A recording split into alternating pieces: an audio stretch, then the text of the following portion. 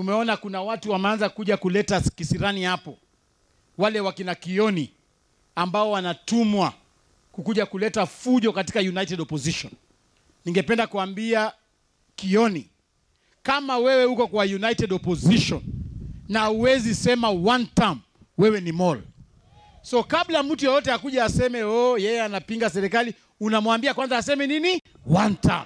Sasa wewe Kioni, enda kwanza useme one term, ndio tujue wewe sio mtu wa Ruto. Lakini yeye anakuja wanaongea kizungu mingi hapo, economy sijui nini.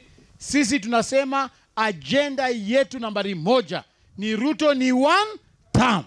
Sasa Kioni aache kuleta confusion. Aache kuleta confusion.